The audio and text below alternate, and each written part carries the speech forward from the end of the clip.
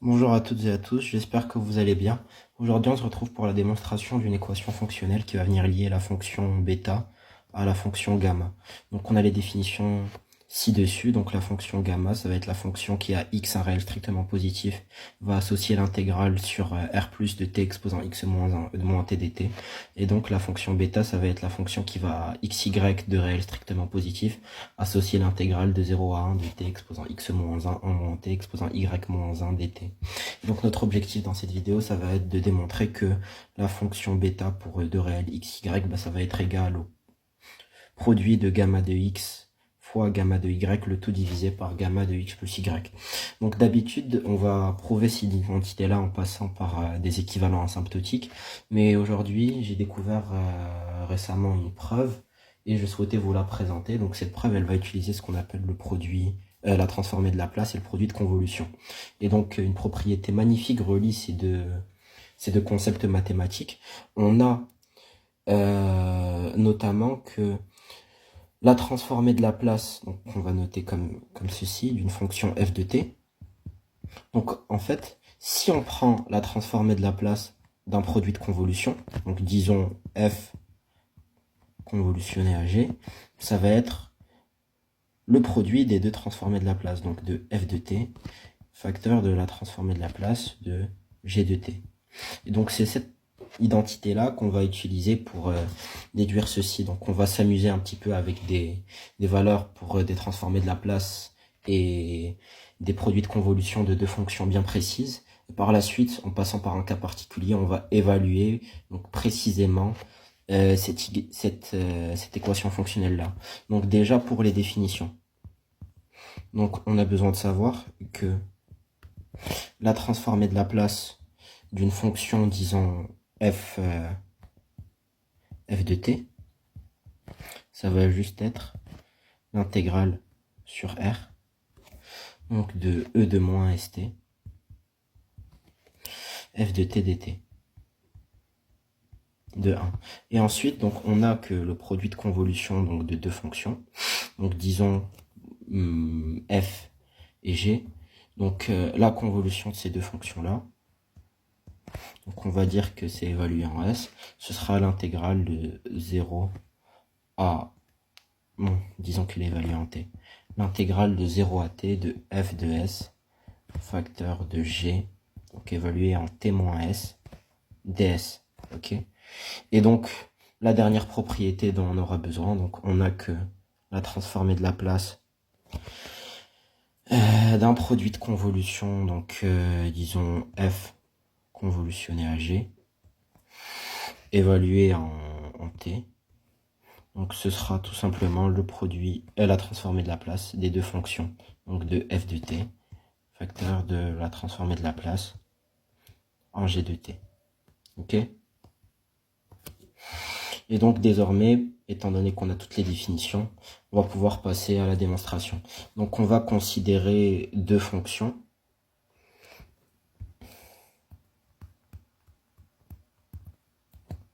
Donc on va prendre f de t, qu'on va définir par t exposant x, et donc g de t, qu'on va définir par t exposant y. Et donc on va venir considérer le produit de convolution de ces deux fonctions. Donc on a le produit de convolution donc de t exposant x donc à t exposant y, ça va juste être égal à l'intégrale de 0 à t de t exposant x, t moins s, exposant y, ds. Et oui, et donc ce produit de convolution, il est bien évidemment évalué en un paramètre t. Enfin, en une variable t.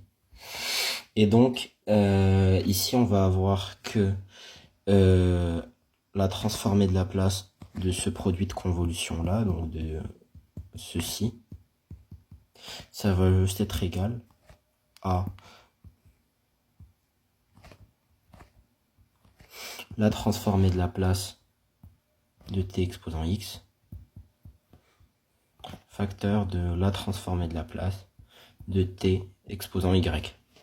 Ok. Et donc là, on a un lemme intermédiaire qu'on avait déjà démontré dans une vidéo précédente. Je vous invite à la regarder. Donc c'est la vidéo où on présentait l'équation fonctionnelle entre la fonction gamma et la fonction eta. Donc donc on va écrire le lemme avec une autre couleur. Donc la transformée de la place d'une fonction t exposant n évaluée en s, ce sera tout simplement, donc déjà on écrit en intégrale, qu'est-ce que ça veut dire? Donc c'est l'intégrale sur r plus de e de moins st t exposant n dt, donc ça c'est la définition.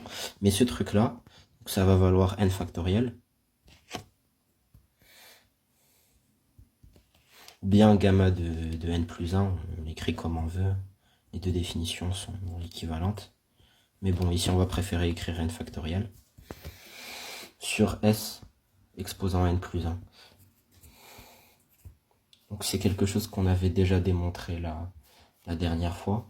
Donc là, ça veut dire que le truc qu'on essaye d'évaluer ici, ça, donc ça va juste être égal donc, au produit des deux convolutions, enfin des deux transformés de Laplace qu'on avait à évaluer grâce au lemme intermédiaire. Donc ça va juste être égal à x factoriel, facteur de y factoriel, le tout divisé par donc x exposant s exposant plutôt x plus 1, facteur de s exposant y plus 1, et donc là on peut tout réécrire comme s exposant x plus y plus 2. Voilà. On réécrit ça au milieu.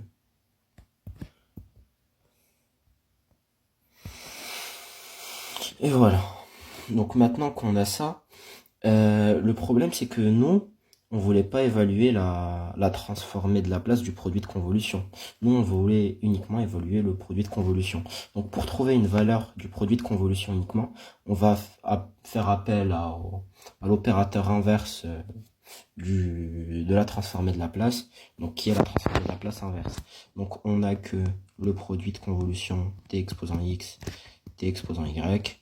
Donc voilà, c'est égal à la transformée de Laplace inverse de la transformée de Laplace du produit de convolution. Ah non, c'est pas comme ceci. Voilà. Donc là, on doit donc évaluer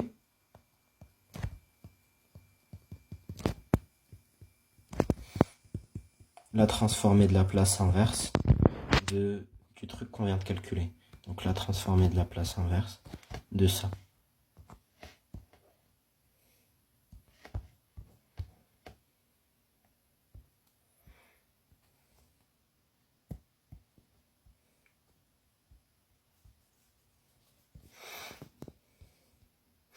Et donc pour ce faire, on va juste un petit peu être habile avec les transformés de Laplace. Ouais, il y a un oisillon qui vient de rentrer dans ma chambre. Bref. Donc, on va tout d'abord évoquer l'argument de la linéarité de l'opérateur transformé de Laplace inverse.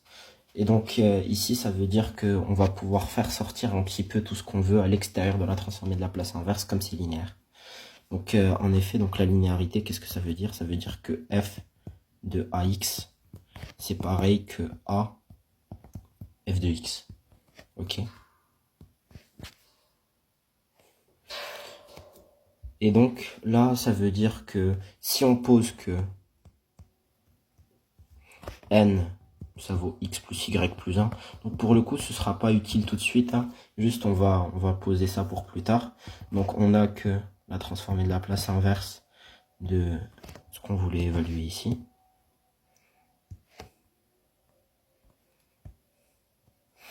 Ça va être égal à la transformée de Laplace inverse de donc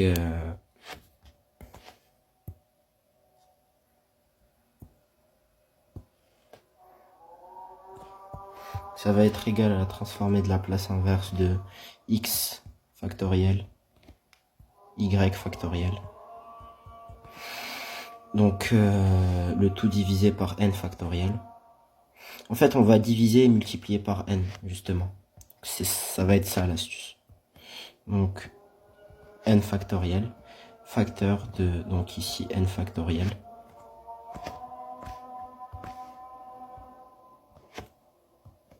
divisé par donc s exposant x plus y plus 2. Et donc ça, c'est la même chose que s exposant n plus 1. Et donc ici, par linéarité de la transformée de Laplace, on va juste écrire ça comme étant donc x factoriel, y factoriel, le tout divisé par n factoriel. Donc là, ce qu'on vient de faire, c'est très simple. Hein. On a juste sorti ça à l'extérieur de la transformée de Laplace par linéarité, de la transformée de Laplace inverse, donc par linéarité de cet opérateur-là. Et donc, transforme donc ici n factoriel, le tout divisé par s exposant n plus 1. S exposant n plus 1. Et donc ici, on revient à la définition qu'on avait écrite ici. Donc ça va n factoriel le tout divisé par s exposant n plus 1, c'est juste égal à la transformée de Laplace de t exposant n. Donc si on prend la transformée de Laplace inverse de ce truc là, ça va juste être égal à la transformée de Laplace inverse de la transformée de Laplace de t exposant n. Donc c'est juste égal à t exposant n. Et donc c'est pour cela que ça, donc ça va être égal à x factoriel, y factoriel, le tout divisé par n factoriel, donc facteur de la transformée de plutôt facteur de t exposant n. Et donc là, on rappelle la définition qu'on avait posée sur n tout à l'heure. N c'est x plus y plus 1. Donc ça va être égal à x factoriel fois y factoriel, le tout divisé par donc x plus y plus 1 factoriel fois t exposant x plus y plus 1. Et donc ceci, ça va être égal au produit de convolution qu'on voulait définir tout à l'heure. Ça va être égal donc à l'intégrale de 0 à t de s exposant x, donc facteur de t moins s exposant y ds. Donc ça c'est juste le produit de convolution de t exposant x, t exposant y, évalué donc en un paramètre t, en une variable t plutôt. Et voilà.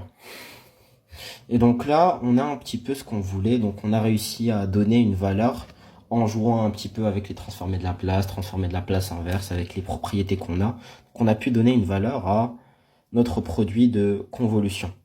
Et donc là, ce qu'il va être intéressant de faire pour démontrer ce qu'on voulait montrer au début. Donc nous, évidemment, on fait tout ça pour montrer cette identité-là. Donc celle-là plutôt. Et donc pour faire ça, on va évaluer notre identité, donc la formule qu'on a ici. Donc on va l'évaluer pour t valant 1. Donc ici, pour t qui vaut 1,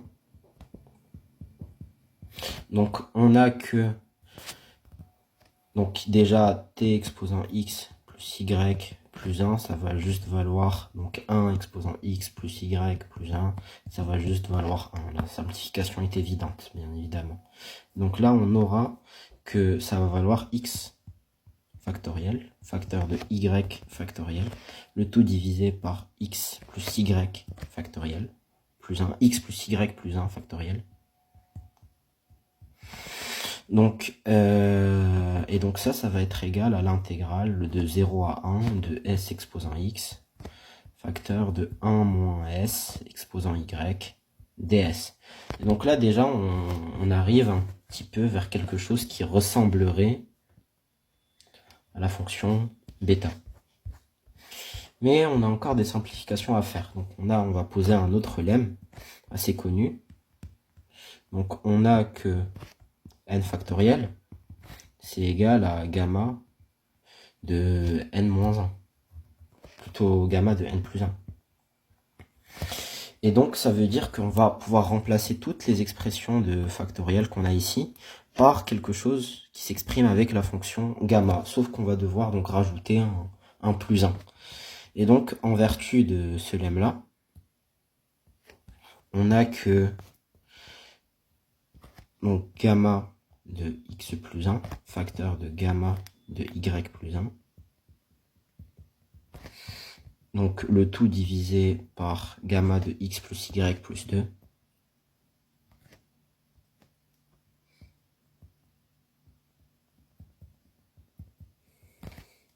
Et donc ça va être égal à l'intégrale qu'on avait à droite. Donc là, c'est quasiment fini. Là, le problème, c'est juste que, donc à la place d'avoir ici des moins 1, et ici juste des gamma de x, on a en fait, ici on a s exposant x, et ici on a des gamma de x plus 1.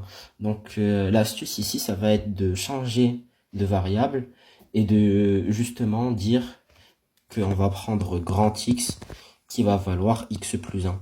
Donc comme ça, on va pouvoir remplacer cette variable-là par gamma de grand X, gamma de grand Y, et ça justement, ça va valoir gamma de grand X moins 1.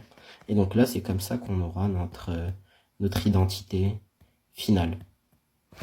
Et donc, on va prendre aussi grand Y qui va valoir petit y plus 1. Et donc ça, par équivalence, on aura donc que gamma de grand X facteur de gamma de grand Y sur gamma de grand X plus grand Y.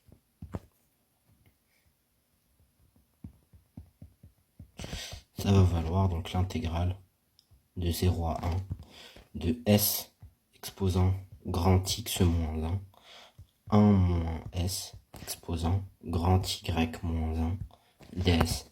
Donc c'est ainsi qu'on a réussi à montrer l'identité qu'on voulait. Si jamais vous avez remarqué des erreurs au niveau de la vidéo, n'hésitez pas à les mentionner dans les commentaires. Et merci pour ceux qui sont restés jusqu'au bout.